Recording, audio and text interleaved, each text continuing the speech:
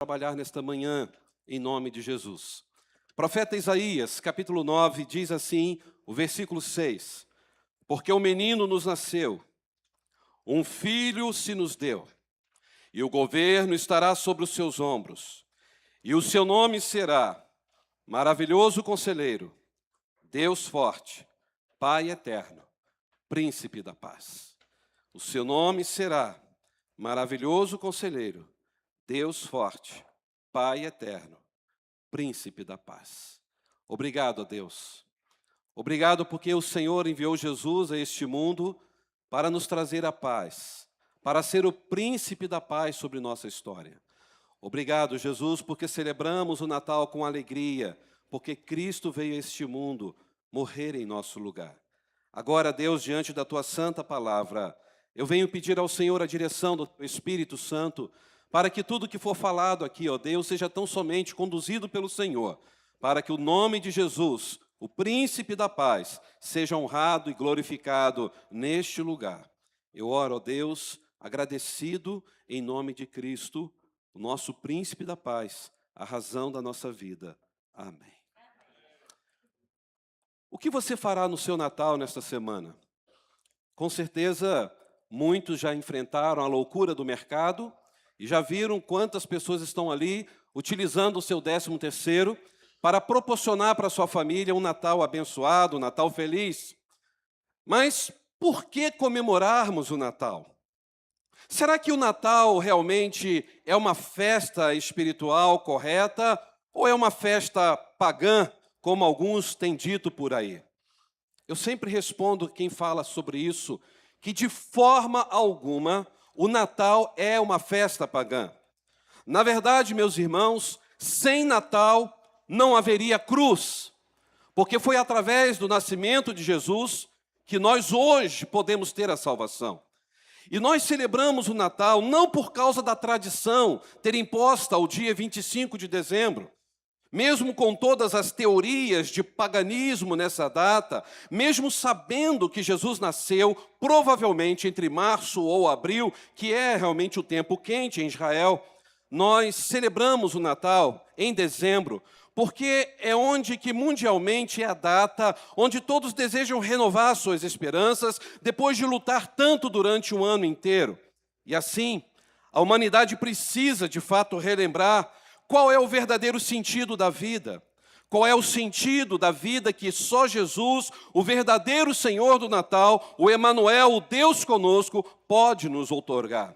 Portanto, na minha mentalidade, celebrar o Natal em dezembro não muda nada diante da nossa alegria em saber que Deus veio a este mundo de forma humilhante por amor a mim, por amor a você, por amor a nós. Na verdade, irmãos, eu não celebro datas, eu celebro Cristo e celebrarei para sempre o autor e consumador da nossa fé.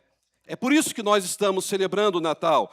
Não estou preocupado se a data tem isso ou tem aquilo. Uma coisa eu sei, neste dia eu celebro Cristo, não celebro datas. Eu celebro aquele que me amou e se entregou por mim numa cruz.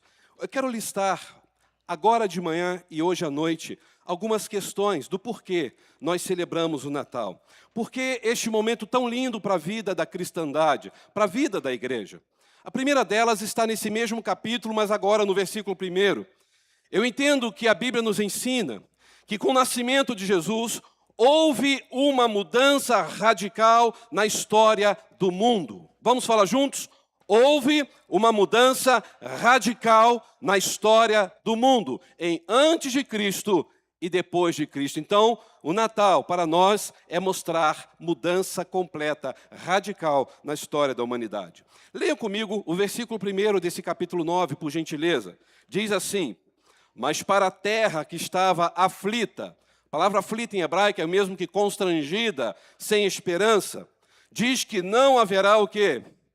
Escuridão. Nos primeiros tempos, Deus tornou desprezível a terra de Zebulon e a terra de Naphtali, mas nos últimos tempos fará glorioso o caminho do mar, além do Jordão, a Galileia dos gentios. Não sei se os irmãos se lembram, mas há um tempo atrás, quando estudamos Apocalipse, eu tinha falado sobre Zebulon e Naphtali. Alguns falam Naftali, mas no hebraico a ideia é Naftali. Quem foram Zebulon e Naftali? Só foram 2 cidades? Não. Eles foram 2 filhos de Jacó. E você encontra isso em Gênesis capítulo 35, verso 23 ao 26. Mas a Bíblia diz que os seus descendentes tornaram em 2 tribos, que acabaram se estabelecendo naquela bela região do norte de Israel. Mas, infelizmente, essas 2 tribos estavam entre aquelas 10 que renunciaram à fé em Deus e se voltaram para o paganismo, se voltaram para a idolatria, se voltaram para a imoralidade. E nós já estudamos aqui várias vezes que após a morte do rei Salomão, Israel foi dividido em quantas partes? 2 partes. E quais eram elas? Reino do Norte, quantas tribos? 10 tribos. E Reino do Sul, quantas tribos? 2 tribos. Então, meus irmãos, nós conhecemos a história bíblica que quando o rei da Assíria, no ano 722 a.C., com seu terrível poder bélico, este rei chamado Sargão II, ele invade o Reino do Norte. E aquele Reino do Norte, conhecido como Israel, nunca mais foi restaurado novamente. E pior, o reino de Israel, o reino do norte, se misturou com outros povos pagãos e se tornou naquilo que conhecemos como Samaria. Era o reino do norte que virou o povo samaritano, um povo misturado com crendices, um povo misturado de sangue, ou seja, o reino do norte deixou de existir. Os pagãos se estabeleceram em Israel. Aquele ex-reino do norte ficou completamente paganizado. E por esta causa, aonde ficava a Galileia? A Galileia, vocês lembram onde fica no mapa bíblico? Você tem a sua Bíblia aí na sua mão? Veja onde fica a Galileia, no norte ou no sul? Reino do Norte. Ou seja, a Galileia se chamou Galileia dos gentios. Não era mais a Galileia de Deus, não era mais a Galileia dos judeus, não era a Galileia que servia ao Senhor, era agora a Galileia dos gentios. Passou a ser, depois desse período cruel que eles foram misturados, um local confuso. A Galileia, o Reino do Norte, agora é um lugar obscuro, é um lugar misto, é um lugar com muitas crendices e muitas religiosidades. Mas então sobrou o Reino do Sul. E o Reino do Sul era o povo genuíno judeu. O Reino do Sul, onde ficava, como fica Judá e Jerusalém, permaneceu. Mas nós sabemos também, biblicamente, que 136 anos depois do Reino do Norte ter sido completamente destruído, o Reino do Sul também foi levado para o cativeiro. E esse cativeiro foi o cativeiro da Babilônia. E quanto tempo eles ficaram ali? 70 anos no cativeiro. Qual foi a diferença, então, do Reino do Norte para o Reino do Sul? A diferença é que o Reino do Sul, o povo de Judá, o povo de Jerusalém que estava no cativo, eles se arrependeram dos seus pecados. Eles rasgaram o coração diante de Deus, eles voltaram para o Senhor e pediram: Deus, nos dê mais uma nova chance, Deus restaure a nossa sorte, e Deus assim os abençoou. Deus viu que eles estavam de fato arrependidos dos seus pecados e permitiu que eles voltassem para a sua tão amada terra de Jerusalém. E séculos se passaram, e por meio desse povo tão pequeno, um povo chamado povo de Judá, Deus traz ali em Belém, na terra de Judá, naquele lugar tão insignificante para aquele contexto, o Messias, o Salvador do mundo, que nasceu numa estrebaria, numa manjedoura, no lugar subhumano. E, queridos, olhando para a Bíblia, em outras palavras, foi de Judá, Reino do Sul, que Deus levantou o seu Filho Jesus Cristo, justamente para fazer o quê? Para ir para o Reino do Norte, o ex-Reino do Norte, que era Israel, e levar a luz que eles tinham perdido, e consequentemente levar esta luz para o mundo inteiro, como essa luz chegou até nossas vidas. Louvado seja o Senhor. Meus queridos irmãos, como que Deus é tremendo! Porque lá naquele ex-reino do norte, haviam pessoas com muitas necessidades. Lá se tornou numa região de grande culto aos deuses pagãos Baal. As pessoas, por causa do paganismo, se tornaram rudes, sem paciências, atrasadas, sem refinamento nos seus relacionamentos. Não sabiam conversar, eram pessoas violentas, arrogantes, estavam em trevas. Elas estavam vivendo na obscuridade. E foi justamente lá que Jesus foi viver e falar das boas novas de Deus. Jesus se esvaziou, se humilhou, se dispôs a fazer tudo isso em favor deste mundo pecador. E o que é incrível observar ainda, que foi justamente lá, nesse ex-reino do norte, que se tornou o lugar central do ministério de Jesus aqui na terra. Portanto, meus irmãos, se o povo judeu do Reino do Sul não tivesse se arrependido, regressado da Babilônia para Judá, os planos para a redenção do mundo poderiam ter sido frustrados. Poderiam, mas não foi. Sabe por quê? Porque eu e você, nós sabemos que os planos de Deus jamais serão frustrados. Tudo que Deus planeja, acontece. Ele é Deus. E nada acontece sem que seja nos planos eternos e gloriosos do nosso Senhor. Aleluia! E meus irmãos, deu para entender quanta coisa dependia daquele pequeno grupo que sobrou do Reino do Sul, do Reino de Judá, aonde fica Jerusalém. Pois é, foi justamente nesse Reino do Sul onde Jesus nasceu, porque foi em Belém da Judéia, Reino do Sul, que nasceu o Salvador. E abrindo um parênteses rapidamente aqui, muitas vezes as pessoas perguntam, pastor, se Jesus nasceu em Belém da Judéia, Reino do Sul, por que Jesus era chamado de Galileu? E a gente canta, né? Galileu, Jesus. Mas Jesus era Galileu? Se a Galileia era do ex-reino do norte, a resposta é simples. Porque a Bíblia interpreta a própria Bíblia. A expressão Galileu para esse contexto do dia que Jesus viveu na terra, no Novo Testamento, é porque Jesus foi criado em Nazaré. E Nazaré pertencia à Galileia. Aliás, a Galileia dominava toda aquela região. E você encontra isso em Lucas 2, verso 39. É por isso que Jesus, mesmo sendo um belemita, ele nasceu em Belém, ele foi chamado de Galileu ou Nazareno, porque ele foi criado naquela região, conforme Mateus 2, 23 também nos ensina. Então, fecha parênteses. Jesus era Galileu, porque ele foi criado ali naquela região. Mas ele era belemita, porque ele nasceu em Belém, da Judéia. É por isso, queridos irmãos, que o nascimento de Jesus é algo além de ser movido pela fé, é também movido pela história. Porque pela fé eu e você cremos que Jesus veio, que Jesus morreu, que Jesus ressuscitou. Mas nenhuma pessoa de bom senso, que tenha estudado a história, pode dizer, não, Jesus não existiu.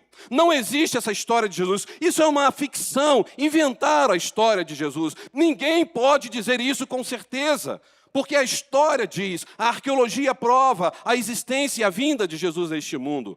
A começar pelo que eu disse agora. A mudança mundial na contagem dos tempos.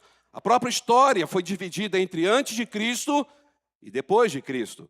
E agora, se você reparar nesse verso primeiro, o profeta fala do desprezo de Deus sobre Zebulon e Naftali. E ele chama Zebulon e Naftali, antes da vinda de Cristo, como a primeira era. Só que agora estava acontecendo uma segunda era, e a segunda era seria o quê? Gloriosa. Irmãos, esta profecia se cumpriu, porque o Messias veio, ele é Jesus Cristo. Jesus foi identificado exatamente como o Senhor da glória, e ele foi justamente para a Galileia dos gentios, para levar esperança, luz e salvação para aquele povo. Jesus veio, e pela Galileia ele levou a luz e a sua esperança. E eu queria convidar você rapidamente a abrir a sua Bíblia no Evangelho de Mateus, capítulo 4. Veja que lindo que vai dizer a cumprimento dessa profecia. Mateus 4, versículo 12, diz assim a palavra do Senhor. Mateus 4, 12. Ouvindo, porém, Jesus que João foi preso, retirou-se e foi para onde? Galileia, Reino do Norte. E deixando Nazaré, foi morar em Cafarnaum, situada à beira-mar. Nos confins de onde? Zebulon e Naftali. Para quê? Se cumprisse o que fora dito por intermédio de Isaías, o profeta, terra de Zebulon, terra de Naftali, caminho do mar, além do Jordão, Galileia dos gentios. O povo que jazia em trevas viu uma grande luz, e aos que viviam na região e sombra da morte, resplandeceu-lhes a luz. E daí por diante, passou Jesus a fazer o quê? A pregar e a dizer, aonde que ele estava falando isso? Na Galileia, lá na terra de Zebulon e Naftali. O que ele disse? Arrependei-vos, porque está próximo o reino dos céus. Irmãos, como é glorioso ver que a Bíblia é a palavra autêntica de Deus. Esta profecia se cumpriu em Jesus. Jesus trouxe alegria, o seu ministério trouxe luz ao mundo. Isso, irmãos, é ver o nascimento de Jesus pela óptica dos fatos históricos, científicos, mas também pela óptica de uma jornada de vida que tem realmente dado fé genuína no coração daqueles que creem no Senhor. O nascimento de Jesus nunca será uma invenção de um palco de igreja. O nascimento de Jesus não é uma história que nasceu nos porões das escolas teológicas. O nascimento de Jesus é um fato concreto, absoluto. Os historiadores que não são cristãos narraram sobre isso. Narraram que lá em Belém, de fato, houve um burburinho e que isso chegou até a Galileia, que fica no norte de Israel. O nascimento de Jesus mexeu com a cabeça de reis como o rei Herodes, causou um tumulto na sociedade. Mais de 2.000 foram mortos. Acreditam que passaram de 2.050 a 2.100 bebês que morreram, de 2 anos para baixo. Há registros arqueológicos sobre isso. Há registro na história que confirma que, de fato, Maria e José fugiram para salvar a vida daquela criança e foram para o Egito. Isso é fato comprovado pela história e pela arqueologia. Para mim e para você isso não faz diferença, porque nós cremos pela fé que isso aconteceu porque está na Bíblia. Mas alguns registros arqueológicos que nós encontramos, que eu já citei aqui quando estudamos Apocalipse, que eu quero relembrar. Os irmãos se lembram quando eu citei sobre Plínio? Plínio foi um governador romano por volta do ano 122 da era cristã. E diz que Plínio escreveu naquilo que ele gostava de registrar nos seus anais do seu reino, dizendo o seguinte: esse povo chamado cristão é o povo daquele Cristo que nasceu de forma vergonhosa e morreu vergonhosamente porque ele foi crucificado. Olha só, ano 122, alguém dizendo da maneira que Cristo nasceu e da forma que Cristo morreu, só que ele não entendeu que Jesus não morreu vergonhosamente, ele tomou sobre si os nossos pecados, e diz Paulo em Colossenses 2, ele triunfou sobre todos os poderes das trevas para sempre. Jesus ressuscitou. Meus irmãos, outro historiador chamado Tácito, ele era considerado um grande pesquisador, um homem muito preciso nos seus estudos arqueológicos do mundo antigo. E ele viveu um pouco ainda antes dos seus escritos, que foi no ano 115 depois de Cristo. E ele falou também, este Nazareno que nasceu em Belém, também nasceu de forma vergonhosa, mas morreu de forma que todos ficaram assustados. Com certeza ele deve ter narrado a respeito dos fenômenos que aconteceu quando Cristo gritou, está consumado, Pai, em tuas mãos entrego o meu espírito. Houve terremoto, o véu do templo se rasgou, houve escuridão às 3 horas da tarde, então ele narrou sobre isso. Outro foi um homem chamado Suetônio. Suetônio foi um homem que escreveu sobre a vida dos 12 Césares. E vale a pena ler, porque ele vai dizer, houve um homem chamado Jesus de Nazaré. Este era um homem de poder, um homem que tinha poder nas palavras, um homem que refletia a majestade de um Deus poderoso. Meus irmãos, eu estou falando sobre homens que eram pagãos, não eram cristãos. Um homem chamado Luciano de Samósata, ano 125 depois de Cristo, ele disse numa obra que ele escreveu, A Morte de Peregrinos, na página 11 até a página 13, o seguinte: Cristo é honrado na Palestina, pois foi crucificado, depois de introduzir um novo culto entre os homens. É o primeiro legislador dos cristãos. Ele é o sofista que foi crucificado, mas as suas leis permanecem e permanecerão.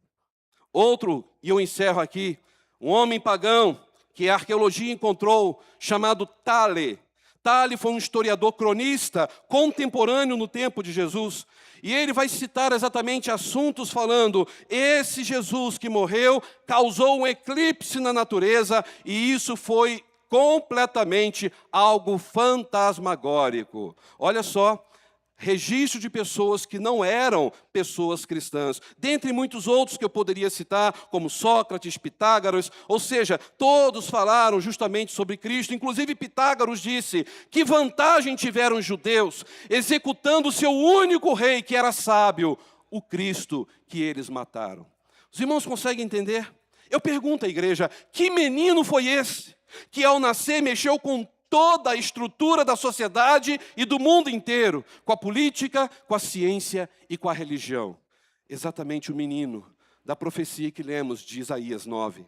Deus forte, Pai da eternidade, Príncipe da paz. É aquele que governou, que governa e que governará para todo sempre a história do universo. Mas a grande questão é, será que esse Jesus, que historicamente nasceu há mais de 2000 anos atrás, ele de fato nasceu no seu coração? Será que a sua vida, a sua jornada de vida até agora, tem realmente sido uma vida de paz, porque o Jesus, o príncipe da paz, nasceu na sua vida? Será que a sua vida de tanto trabalho, de tanta correria durante o ano, tem sido uma vida de fé nesse Jesus que nasceu, que viveu, que morreu, que ressuscitou?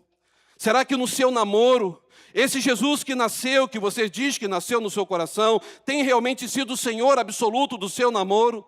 Tem sido o Senhor absoluto do seu noivado? Tem sido o Senhor absoluto do seu casamento? Meus irmãos, quando eu penso na pessoa e obra de Jesus, eu fico pensando quem é Jesus na nossa vida e aonde Jesus está na nossa jornada de vida. Quando nós enfrentamos tragédias, quando nós enfrentamos perdas. Quantas pessoas passaram por perdas esse ano? Quando nós enfrentamos doenças, quando nós temos que lidar com intrigas familiares, diante das decepções amorosas, diante da imoralidade, diante das humilhações, diante da depressão, diante do ódio, diante até mesmo da falta de fé, aonde Jesus está? Talvez você precise lembrar nesta manhã que Jesus nasceu para mudar não só as eras do mundo em antes e depois dele, mas para mudar as eras da sua história, antes e depois de Cristo na minha vida. Porque se alguém está em Cristo, é nova criatura. As coisas velhas, antes de Cristo, se passaram. Porque depois de Cristo, tudo se fez novo. Vamos falar juntos? Porque depois de Cristo, tudo se fez novo. A última lição desta manhã. Com o nascimento de Jesus, houve não só uma mudança drástica nas eras da história da humanidade e da nossa vida em antes e depois de Cristo, mas houve um triunfo. Uma vitória completa da luz sobre as trevas. Houve uma vitória completa da luz sobre as trevas. O texto continua dizendo no verso 2, vamos ler? Isaías 9:2. O povo que andava em trevas viu uma grande luz, não foi uma qualquer luz, não foi apenas uma ofuscar, foi uma grande luz, um clarão. E esse clarão veio sobre quem? Os habitantes na terra, profunda escuridão, resplandeceu a grande luz. Ou seja, aqueles que estavam em Zebulon e Naftali viram que uma grande luz veio sobre a vida deles. Irmãos, com a vinda de Jesus, o que surgiu na história, além de antes e depois de Cristo, foi algo tremendo. Uma mudança total através de um grande triunfo, o triunfo da luz sobre as trevas. E esse triunfo, meus queridos, surgiu exatamente para que eu e você pudéssemos sair do caminho obscuro, daquele caminho embaçado que nós vivíamos, daquele caminho atrapalhado, para viver um caminho brilhante de glória, de luz, de alegria completa na presença de Jesus. Olha só quantas coisas o Senhor nos proporcionou e nos proporciona ao celebrarmos o Natal. Porque o texto é claro em afirmar como o povo andava na sua jornada. O povo vivia em trevas. E, infelizmente, tem muita gente hoje ainda vivendo em trevas. Mas talvez essas trevas não sejam as trevas de você ver a ausência da luz, não. Talvez seja trevas da ignorância, trevas da mentira. A pessoa continuou vivendo uma vida acostumada na mentira e continua na mentira. Trevas da maldade, trevas do ódio, trevas de um mundo centrado em si mesmo, no egocentrismo. Trevas que nos impedem de ver um povo mais coletivizado, mais unido. São trevas que está sobre este mundo, irmãos, das pessoas que somente querem fazer algo se esse algo a agradar. Se não for do jeito que ela quer, ela simplesmente não se envolve, ela critica, ela se afasta, porque o seu coração está em trevas. São trevas que a impedem de amar, trevas que a impedem de perdoar, trevas que levam as pessoas a serem escravas da bebida, das drogas, da imoralidade, trevas que a pessoa acaba tendo amor somente ao dinheiro, Porque muitas pessoas estão concluindo este ano com um bom saldo financeiro, com dinheiro e batendo no peito, graças a Deus eu consegui conquistar grande sucesso na minha vida em 2025, mas o coração está vazio, porque o coração está em trevas. Há um vazio no coração que só Jesus pode preencher. O que adianta é ter tanta riqueza, mas não ter a maior riqueza que é Jesus Cristo?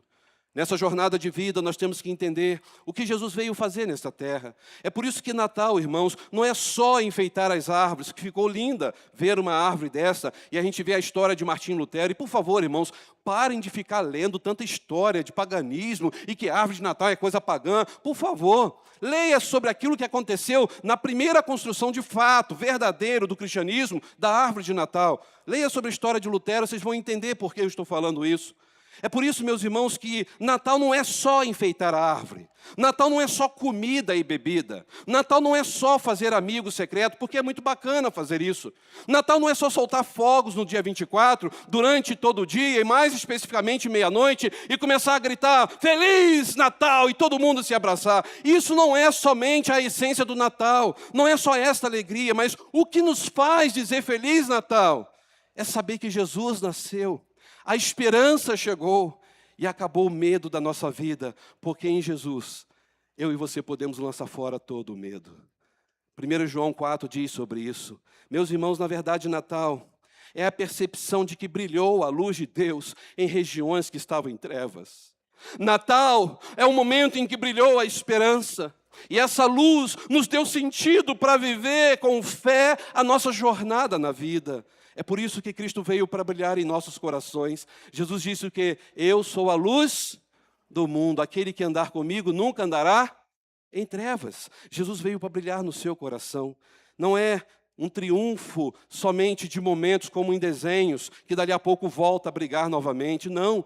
É triunfo total, triunfo completo, triunfo das luzes sobre as trevas. Ele é o Pai das luzes. É por isso, irmãos, que não há possibilidade de celebrar o Natal e continuar com o coração na escuridão.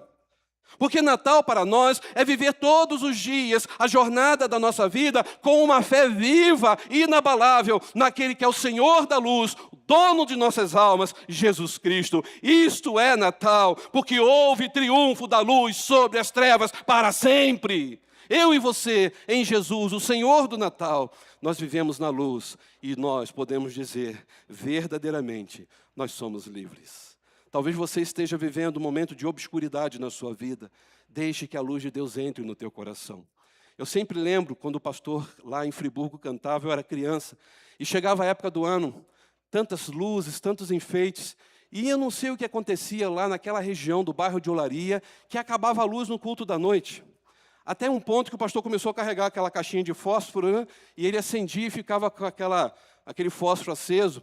E eu lembro perfeitamente, naquela noite, com muitos relâmpagos lá fora, o pastor acendeu e disse o seguinte, olha só, todo mundo está vendo esse palito aqui aceso, fala logo porque vai queimar meu dedo.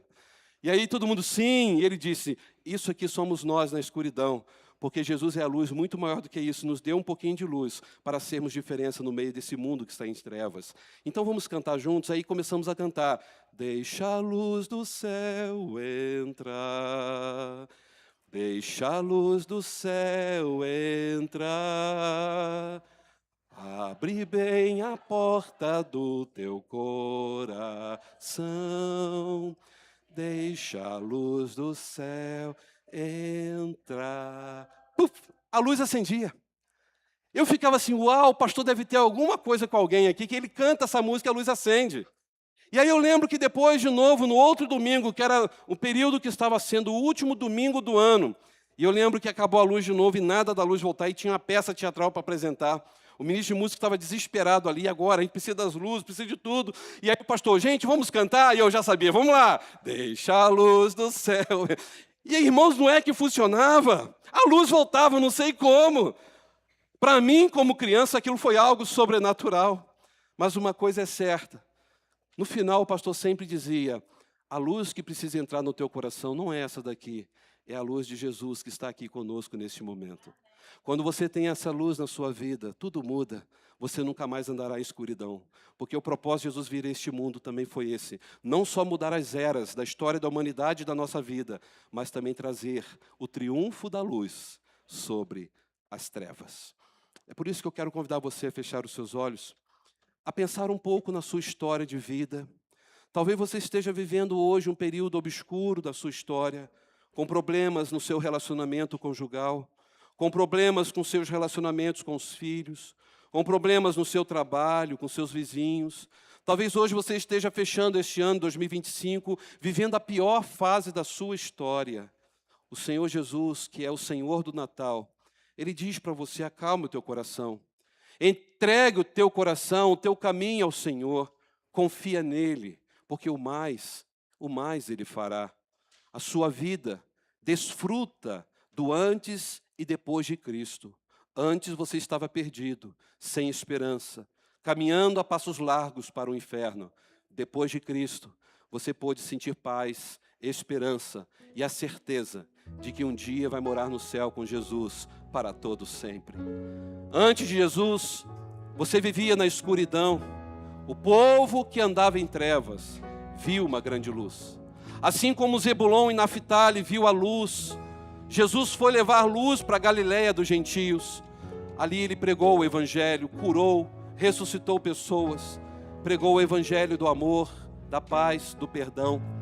É o mesmo Jesus que também permitiu esse evangelho chegar até nós, para que pudéssemos juntos como igreja celebrar o verdadeiro sentido do Natal. Talvez esta manhã você está com o coração completamente obscurecido por causa de uma mágoa, da raiva que você está sentindo por alguma coisa. Talvez você entrou aqui nesta manhã e a sua vida está uma grande confusão. Jesus veio para te dar paz, esperança. Jesus veio para te dar libertação para sempre. É por isso que eu quero orar por você nesta manhã. Eu quero colocar a sua vida diante do Senhor. Esse Deus Todo-Poderoso, Jesus Cristo, o Senhor do Natal, a luz da nossa vida, aquele que tem poder para mudar as eras da história, Ele está aqui. Ele pergunta ao teu coração: você quer entregar a sua vida de verdade a mim? Eu quero mostrar para você a minha luz, que é uma luz que vai ficar para sempre sobre a sua vida. Eu quero orar por você nesta manhã. A minha primeira pergunta é: se você quer entregar a sua vida a Jesus e dizer: Senhor, eu quero agora passar esse Natal com o coração completamente cheio da Tua presença. Eu quero celebrar que o Senhor mudou a minha vida e eu quero ter essa mudança de vida. Eu me arrependo dos meus pecados. Eu quero ser uma nova criação. Entre, Senhor, na minha vida, no meu coração. Se esse é o desejo da sua vida agora, aonde você estiver, apenas levante uma de suas mãos e diga: sim, Senhor, eu quero, eu preciso de Ti. Eu estou vivendo esta fase difícil da minha história, mas eu creio que o Senhor vai mudar a minha vida. É o Senhor quem perdoa os meus pecados. É o Senhor quem vai me dar uma página nova para eu poder ter escrito nela agora a linda história de amor. Você crê e você quer entregar sua vida a Jesus? Levante uma de suas mãos e diga: aqui, Senhor, eu estou. Eu não quero terminar mais um ano assim longe de Ti. Eu não quero viver na escuridão. Há alguém nessa manhã? A minha segunda pergunta a você que conhece Jesus, mas você está vivendo momentos de tanta turbulência na sua história, para que você não esqueça que a luz de Cristo continua sobre a sua vida. Nada vai apagar essa luz do Senhor na sua vida. Luta nenhuma vai atrapalhar você estar na presença dEle. Eu quero colocar a sua vida diante de Deus, e eu convido a igreja a ficar em pé nesse momento. Mas eu quero te desafiar, meu irmão em Cristo, minha irmã em Cristo, a entregar a sua vida e dizer: Senhor, a minha vida só tem sentido para Te adorar, a prostrar diante de Ti. Senhor, ajude-me a entender que essas adversidades vão passar, que esses momentos obscuros vão acabar. Aumenta a minha fé, Senhor, em Ti. Ajude-me, ó Deus, para que eu possa ser um marido melhor, uma esposa melhor, um filho melhor, um pai, uma mãe melhores. Se você deseja fazer isso, eu quero orar por você também. Sai do seu lugar e vem aqui à frente, consagrando a sua vida, para que você possa ser um presente de pessoa nesse Natal, para que todos possam ver em você a manifestação da graça e da glória de Jesus em sua casa, aonde você trabalha, aonde você vive. O Senhor quer usar você para ser esse canal que retransmita a glória dEle. Você quer que esse Natal seja diferente, uma vida diferente? Eu quero orar por você. Você pode sair do seu lugar e vir aqui. Eu vou orar por você nesse momento. Vamos cantar essa música. O preço foi o preço do sangue de Jesus. E nós sabemos perfeitamente. Foi o sangue de Jesus naquela cruz que pagou o preço. Ele fez isso por amor a você e a mim. Você quer ter um Feliz Natal? Entregue então sua vida. Diga: Jesus, aqui estou. Eu quero ser alguém especial na vida da minha família, de todos que estiverem ao meu redor.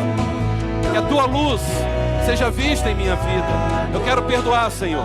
Eu preciso caminhar mais uma milha. Eu quero viver uma vida na tua presença. Então vem aqui à frente. Deus abençoe. Pode vir. Diga: Senhor, eu vim para prostrar diante de ti.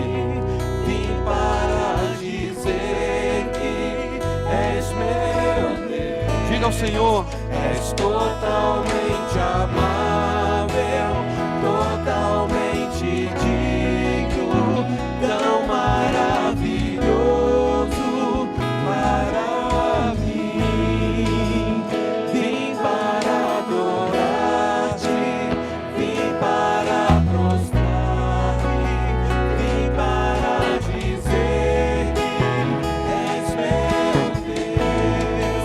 És totalmente amável, totalmente digno, tão maravilhoso para mim.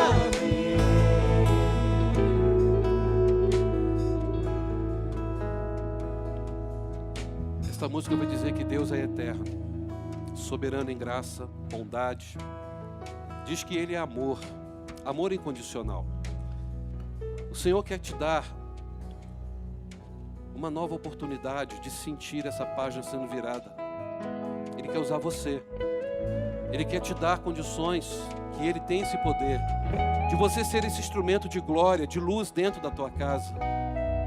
Esse caminho que você está andando, talvez você esteja achando que está tudo bem, mas não é um caminho que te leva à vida. Há muitas pessoas que estão dentro das igrejas, mas estão a passos largos para o inferno. Ouve a mensagem da palavra de Deus a cada culto, mas ainda não se entregou de verdade a Jesus Cristo. O Senhor não quer religiosos. Ele não veio restaurar a religião. Ele veio restaurar vidas. Ele veio salvar vidas. Ele veio trazer luz sobre a vida. Então vem aqui agora. Eu quero orar por você. Este é o penúltimo culto de domingo de manhã de 2025. Se você sente isso no coração, venha. Pai, eu quero te louvar por esta manhã. Te agradecer, Senhor, porque a tua presença é algo constante aqui neste lugar. Te agradecer porque não só aqui, mas o Senhor está sempre presente conosco. Obrigado, Jesus, porque a tua promessa é cumprida diariamente. Porque o Senhor prometeu estar conosco todos os dias, até a consumação dos séculos. Louvado seja o teu nome, Senhor. Obrigado porque é o Senhor o único que tem poder para enxugar nossas lágrimas. O Senhor é o único que entende o profundo do nosso coração. Só o Senhor sabe das nossas tristezas. Só o Senhor sabe das nossas angústias. Só o Senhor sabe daqueles momentos que nós começamos a sentir que a escuridão começa a querer chegar sobre nossas vidas. E é neste momento que o Senhor, como Deus da luz, Pai das luzes, vem sobre nós e nos traz à memória aquilo que nos dá esperança. Obrigado, Senhor, pelo teu perdão.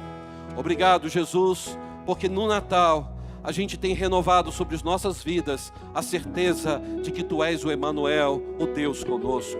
Pai, eu venho entregar essas vidas no teu altar.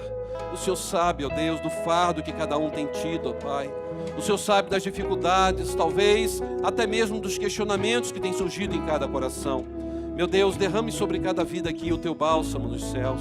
Ó Pai, traga sobre esses corações, ó Deus, a esperança e a certeza de que o Senhor apenas começou uma boa obra nessas vidas e há de completá-la até a volta de Cristo Jesus. Ó Senhor, muito obrigado. Obrigado porque o Senhor estará conosco todos os dias e o Senhor nos conduzirá por pastos verdejantes. Obrigado, meu Pai. Eu entrego essas vidas agora no teu altar que toda ação do mal sobre essas vidas, Senhor, caia por terra em nome de Jesus, que eles possam se sentir, que elas possam se sentir agora, ó Deus, abençoadas por Ti, abençoados por Ti, e possam sair daqui, ó Deus, completamente revigorados pelo poder do Teu Espírito Santo. Eu faço esta oração e oro como ministro do Evangelho, em nome de Jesus Cristo, a razão da nossa vida. Amém e amém.